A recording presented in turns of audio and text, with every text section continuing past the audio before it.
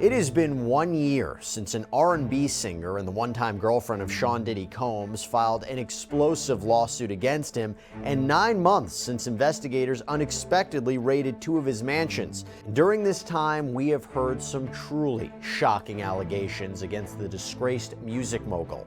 We're going to break down some of the biggest accusations to come to light since Diddy's fall from grace began last November. Welcome to Sidebar, presented by Law&Crime. I'm Jesse Weber.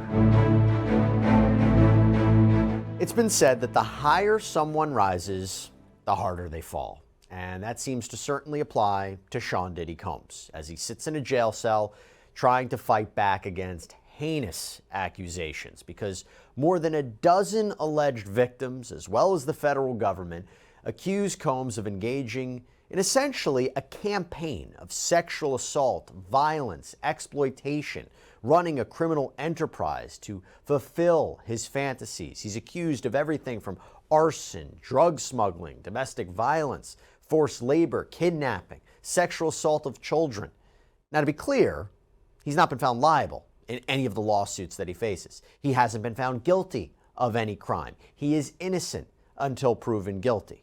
But let's talk about the accusations, because as we detail some of the most shocking allegations against Diddy, I have to give a caveat here. We obviously won't be able to get into every single wild rumor or allegation or claim that's out there. Can't make this episode 4 hours long, but we've covered almost every aspect of this saga extensively here on Sidebar, and you can check out our full category of episodes. We've covered everything, so you can check it out on our Law&Crime's YouTube channel. But I want to dive into right now several key accusations over the past year. And of course, by way of background, who are we talking about? We're talking about Sean Combs, who got his start in New York in the 1990s when he established Bad Boy Records, which is now Bad Boy Entertainment.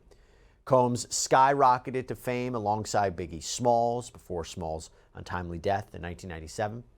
Since then, the music mogul has branched out, dipping his toe into the fashion world, starting a television company, becoming a philanthropist. He's continued to put out albums while also doing brand deals, becoming a fixture in pop culture.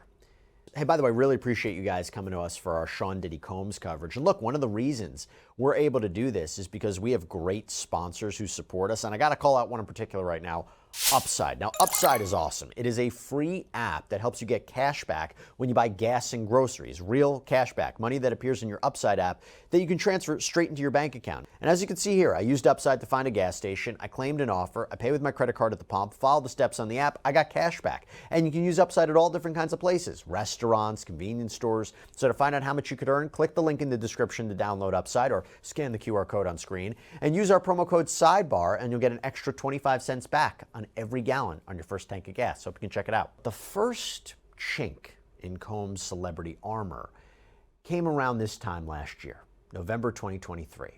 That is when singer Cassie Ventura, known to many as Cassie, filed a multi-million-dollar lawsuit against Combs. And that is where our story begins.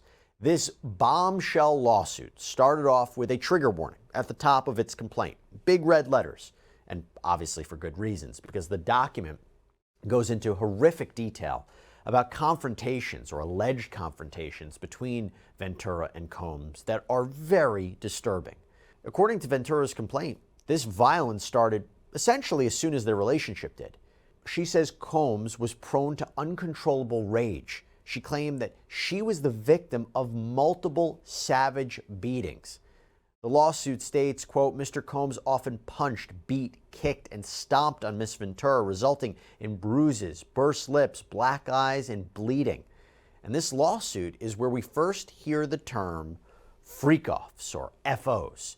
Ventura had alleged that Combs would hire male sex workers or force her to hire them and then coerce her into having sex with them while he's just watching, pleasuring himself, directing the acts. She says that she would be supplied with drugs like ecstasy, cocaine, marijuana, and she said sometimes the freak-offs lasted for so long that she would need IV fluids to recover. These freak-offs would happen, she says, almost weekly, and she alleges that Combs forced her to watch at least one videotape session that he recorded.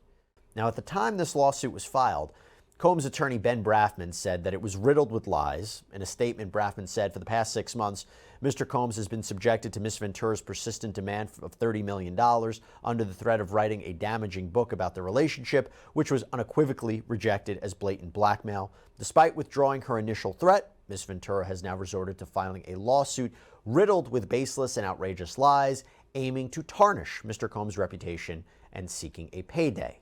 But then, just 1 day later, it was announced that Combs and his legal team had settled this lawsuit with Cassandra Ventura.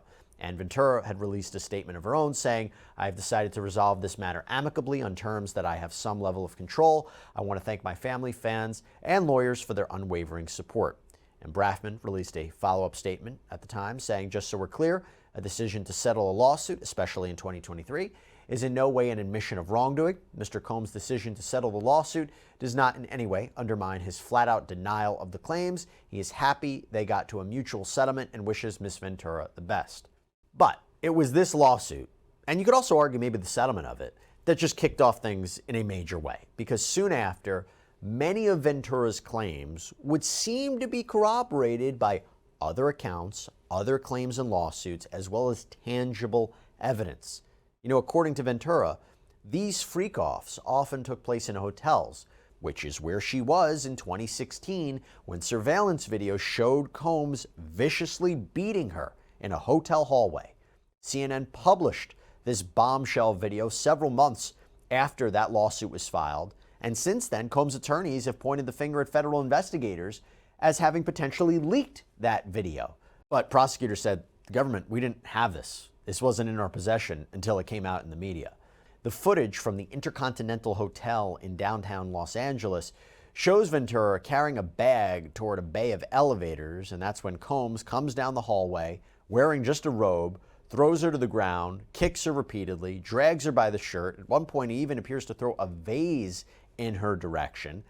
The backlash from that was swift, from that video, and it appears Combs may have tried to do some damage control because he puts out an apology video on Instagram 2 days later, which, by the way, was later deleted. It's so difficult to reflect on the darkest times in your life, but sometimes you got to do that.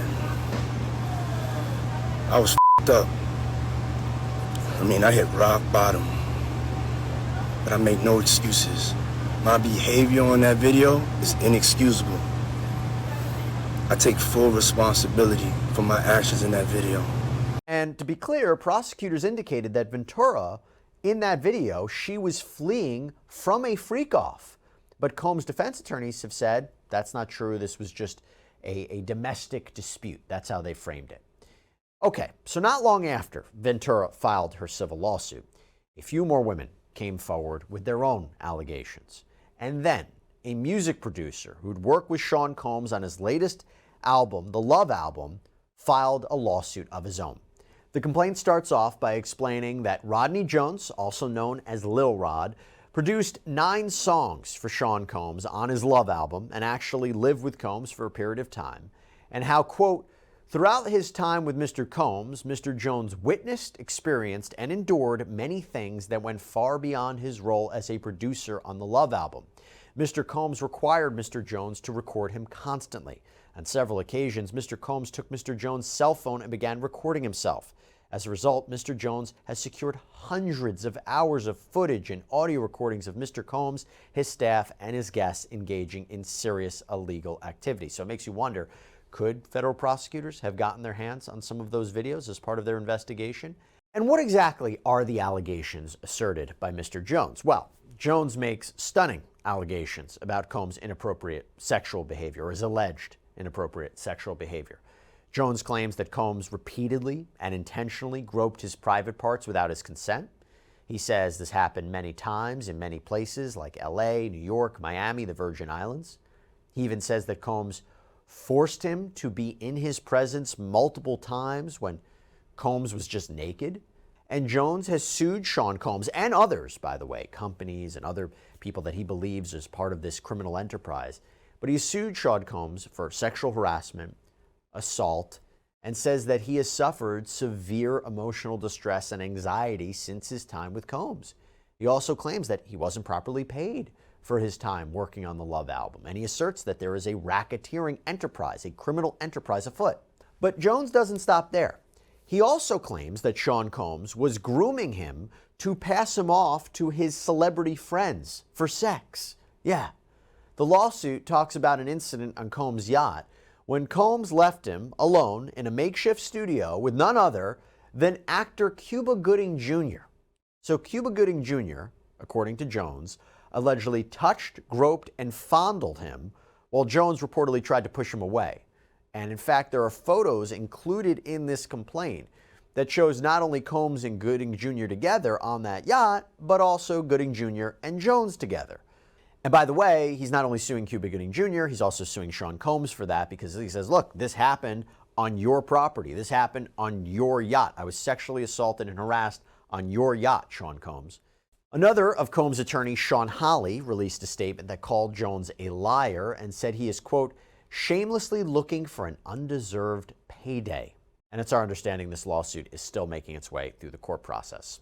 But also named in Jones' lawsuit was Combs' oldest biological son, Justin Combs. This was a shocking allegation too, because Jones says that Diddy was hosting a writer and producers camp at a studio out in LA. It's called Chalice Studios. And he claims that Jones was there, along with Diddy, Justin, and Justin's friend, only referred to in the lawsuit as G. And according to Jones, apparently G, Justin, and Diddy get into some sort of heated argument and they move from the studio to a restroom. And the complaint reads, Mr. Jones was approximately 2 feet away from the bathroom when gunshots rang out. Mr. Jones recalls hearing multiple gunshots. Mr. Jones immediately went into a state of shock and feared that he would be shot next. Mr. Jones genuinely believed that he would be shot through the door due to how close he was. After the shooting ended, a crowd gathered around the restroom. Upon information and belief, when the door finally opened, Mr. Combs and J. Combs exited. G was lying on the restroom floor in a fetal position, holding his stomach and bleeding out of his torso and leg hip area. Everyone stood around looking upon G. Frustrated by the lack of aid to G, Mr. Jones dropped everything, ran to G, and immediately began placing pressure on G's gunshot wound to his torso. And according to Jones, Mr. Combs gave strict instructions to inform the police they had nothing to do with the shooting. He also forced Mr. Jones to lie to the police by telling them that G was shot standing outside the studio by a drive-by assailant. He also says that Mr. Jones has several corroborating witnesses who feared retaliation from Mr. Combs, and they have agreed to speak publicly when subpoenaed. And as I mentioned, he named Justin Combs as a defendant in that case. But talking about Combs' sons, let's also talk about Christian Combs. This is Diddy's son with late model Kim Porter. He is named in a lawsuit of his own, this one filed by a woman named Grace O'Markey. She claimed that she was working as a steward back in December of 2022 when Combs rented a boat or a yacht for the holidays. She was working there. And O'Markey alleges that one night Christian came aboard, kissed her neck, her face, groped her legs, breasts, private areas. O'Markey says that she tried to go back to work, but Christian followed her, wanted her to find him a place to sleep for the night, so she takes him to the cinema room on the vessel. And that is when she claims that Christian stopped her from leaving, groped her again, took off all of his clothes, and tried to force her to perform oral sex on him. Her lawsuit accuses Christian of assault, battery, sexual assault, intentional infliction of emotional distress, and she sued Sean Combs because she says this happened, again, premises liability on his property. Now, in March of this year, there was a big development. The world was stunned by surprise raids at Combs' mansions on opposite sides of the country. Investigators with the Department of Homeland Security, they showed up at the homes in Los Angeles and Miami, bringing out boxes and boxes of evidence. At the time, word was that the Southern District of New York was looking into possible sex trafficking. And Combs himself, he wasn't there at the time of the raids, but Christian and Justin were.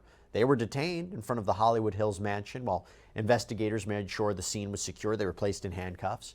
And rumors were running rampant that Combs had taken his private jet and fled the country. But he was spotted in Miami. And after the raids, everyone was kind of on pins and needles waiting for the other shoe to drop. Would he be charged? Would charges happen? Were they expected? When would they happen? Well, we had to wait a few more months, but charges were officially filed against Sean Combs in September. His lawyers say they expected an indictment to be coming down, so Combs had flown to New York in anticipation of his arrest. Now, he reportedly had planned to turn himself in, but officers kind of beat him to the punch. They ended up arresting him at the Park Hyatt, New York in Manhattan a day early. Damian Williams, United States Attorney for the Southern District of New York, announced the charges against Combs on September 17th. This office is determined to investigate and prosecute anyone who engages in sex trafficking, no matter how powerful or wealthy or famous you may be. No one should doubt our commitment on that. Now, Combs faces 3 big charges here: racketeering conspiracy, sex trafficking by force, fraud, or coercion, and transportation to engage in prostitution. And for now, he is the only person named as a defendant in the indictment. Combs entered a not guilty plea to every charge, and if convicted of all the charges, he faces a minimum of 15 years in prison, could spend the rest of his life in prison. He's currently locked up in the Metropolitan Detention Center out in Brooklyn as he tries to raise the issue of bail once again after previously being denied pretrial release multiple times. We'll see which way that shakes out. But I want to discuss, again, one of the biggest allegations and probably the most central allegation against Sean Combs, the freak-offs. So while no victims are named specifically in the grand jury indictment, there are obvious parallels between the accusations that it contains and the claims made by Cassie Ventura. I mean, the fact that the indictment says freak-offs is something. In fact, Damian Williams even went into detail about what Combs expected his employees to do before, during, and after these freak-offs. Now, Combs did not do this all on his own. As I mentioned, Combs has been charged with RICO conspiracy. He used his business and employees of that business and other close associates to get his way. Those individuals allegedly included high-ranking supervisors in the business, personal assistants, security staff, and household staff. The indictment alleges that those individuals facilitated the freak-offs.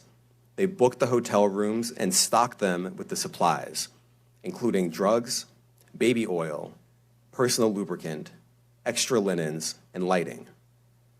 When the hotel rooms got damaged, they helped clean it up.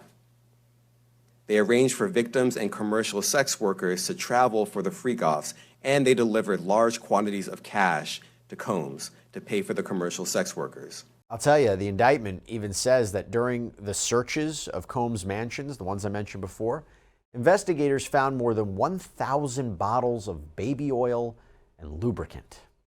Now, as Combs deals with legal attacks in criminal court, as we know, he is also facing more than a dozen lawsuits in civil court.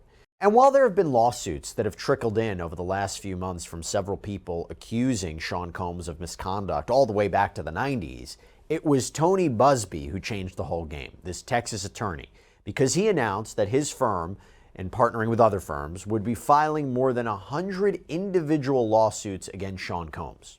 The wall of silence has now been broken, and victims are coming forward. Yeah, according to Buzbee, Combs' alleged victim pool was vast, covered different ages, genders, races, locations. And I have to be clear about something. Despite the fact that there were prior comments from alleged victims where they made inferences to seeing Combs with underage girls at his parties, this was the first time that Combs was explicitly and directly accused of sexually assaulting children. And the allegations are shocking. One of the first lawsuits that Tony Buzbee filed, and he's filed more than a dozen of the promised 120 so far, is from a man who says he was just 16 years old when Combs assaulted him at one of his infamous white parties in the Hamptons.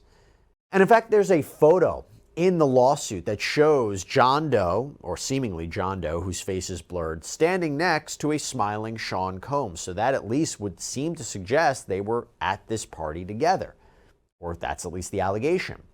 According to the lawsuit, Combs took an interest in John Doe and wanted to talk to him.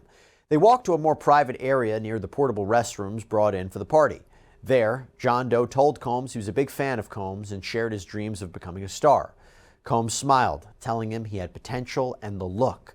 When John Doe admitted his voice was not great, Combs assured him that did not matter. Combs made clear that the only thing that mattered was having the right look for the industry, and with it, Combs could transform Doe or anybody into a star. And from there, John Doe claims that Combs fondled him for several minutes and then walked away like nothing happened. In another civil complaint, A woman identified only as Jane Doe said that she was 13 when she was dropped off at Radio City Music Hall to try to get into the VMAs, the Video Music Awards, back in 2000. She says she didn't have a ticket, so she kind of wandered around outside trying to find a way in. And she says a limo driver invited her to come back later and he would take her to an after party, reportedly telling her that Sean Combs, quote, liked younger girls. Well, according to Jane Doe, when she got to the party, she was forced to sign a non-disclosure agreement, and then she was given a drink which she believes was drugged. So she finds her way to a bedroom where she could lie down to hopefully feel better. This is what she says. And that is when she claims Combs comes into the room with people identified only as Celebrity A male, and Celebrity B, a female. And Jane Doe says that Celebrity A raped her while the other two watched. And then she says Combs raped her. She was eventually able to get away, says that she wandered around the house naked while this party was still going on, before eventually making it to a gas station where she could call for help. And one last lawsuit that I want to highlight for you, because it involves, of all things, a 10-year-old boy. According to his lawsuit, this John Doe, who's now an adult, says that he had an interest in becoming a singer or rapper when he was young. So his parents worked with a consultant who got them a meeting with Sean Combs. They flew to New York, where John Doe met with Combs for an audition without his parents there. And after he performed a few songs, or a few rap songs for Sean Combs, the music mogul allegedly asked the boy how badly he wanted to be a star. And John Doe says that he told him he would do anything. He says he was given a soda by someone else in the room that he now believes was drugged, and he claims Combs pushed him down and raped him. 10-year-old boy. Afterward, Combs allegedly told the boy that if he told anyone what happened, he would hurt his mom and dad. John Doe says that he did end up telling his parents, but because of Combs' prestige, his power, his wealth, they didn't report it to the police. Now, in response to these extreme examples in these lawsuits, a representative for Sean Combs had this to say. The lawyer behind this lawsuit is interested in media attention rather than the truth, as is obvious from his constant press appearances and 1-800 number. As we've said before, Mr. Combs cannot respond to every new publicity stunt, even in response to claims that are facially ridiculous or demonstratively false. Now, here's something else I should tell you. Each of the lawsuits filed by Tony Busby lists the cause of action behind the complaints as violation of New York City Victims of Gender-Motivated Violence Protection Act. And we've talked about this before. The allegations are that these violent sexual episodes were all done because they were based on an animus on someone's gender, them being a female, them being a male.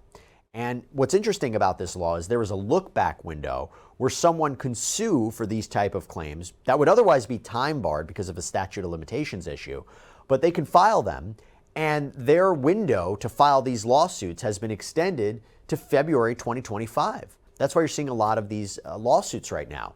And this act also allows plaintiffs to recover not only damages, but also attorney's fees and costs. So you can see why that's an attractive option. Now, as we sit here and we talk about everything that's led up to this moment, what is happening right now? It could be that we're about to hear new charges against Sean Combs. We learned that a grand jury met to hear testimony from a man who claims that he has sex tapes of assaults involving Sean Combs. And this allegedly involves 8 different celebrities as well as minors. Grand jury proceedings, they're secret, so we don't know exactly what is being said or not. But what we do know is that Courtney Burgess has identified himself as that witness. And alongside his attorney, Ariel Mitchell-Kidd, they did a press conference outside of the federal courthouse. They also appeared on News Nation to talk about the alleged tapes. Combs' lawyers say that interviews and announcements like this are interfering with Combs' ability to get a fair trial. They are begging for Judge Arun Subramanian to put a stricter gag order in place where witnesses, potential witnesses, cannot speak about the case. No ruling on that yet. But if the grand jury does decide on a superseding indictment with new or upgraded or amended charges, I got to tell you, Combs' scheduled trial date of May 2025, by all accounts, I think that's going to be pushed back. So this was a lot of ground to cover, and it's kind of only a sliver of what we've learned over the last several months about Sean Diddy Combs. I didn't even mention the allegation that he allegedly blew up Kid Cudi's car. That's a whole separate incident. But we, of course, will continue to follow this legal saga and every step of the way. That's all we have for you right now here on Sidebar. Everybody, thank you so much for joining us. And as always, please subscribe on Apple Podcasts, Spotify, YouTube, wherever you get your podcasts. I'm Jesse Weber. I'll speak to you next time.